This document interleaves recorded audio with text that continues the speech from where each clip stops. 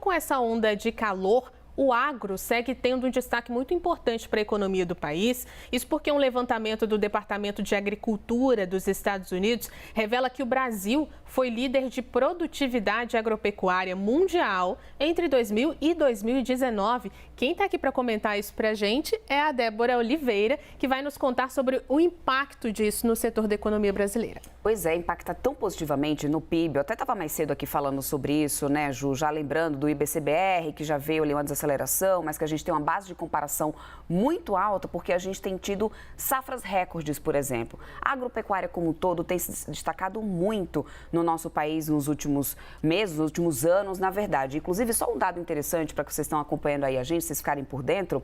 O Brasil já era líder, né, mundialmente falando, nas exportações de soja. E recentemente, em setembro, finalzinho de agosto para setembro, a gente conseguiu ultrapassar e tirar a coroa de ouro que tinha lá nos Estados Unidos na exportação de milho, ou seja, exportamos muito mais milho, mundialmente falando, mais de 30% do que os 20 e pouco por cento dos Estados Unidos, ou seja, o Brasil liderando aí no ranking das exportações. E eu vou trazer aqui esses dados na tela para vocês acompanharem um pouquinho, para vocês terem noção do quanto que a gente está na frente nesse crescimento da produtividade agrícola, isso de acordo com o USDA. Olha só, 3,1% é o que a gente tem aqui de alta nesses últimos tempos, entre os 187 países, entre 2000 e 2019, ou seja, quase 20 anos, o país passando aí na frente. Depois a gente tem a China com 2,5%, aí vem o Canadá, a França, Espanha, Alemanha, Estados Unidos, olha só, gente, 0,2%. E aqui nos Estados Unidos tem uma questão da seca, tem também questões internas que vem impactando bastante a produção por lá,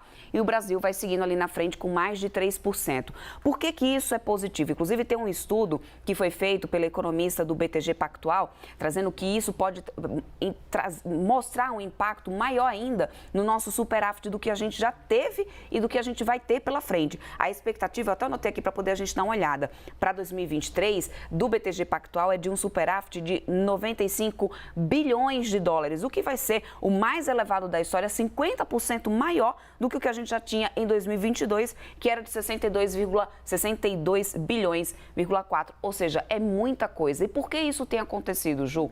As safras estão sendo muito beneficiadas, primeiro porque a gente tem, né, uma demanda tecnológica muito maior que está sendo utilizada sempre na agricultura.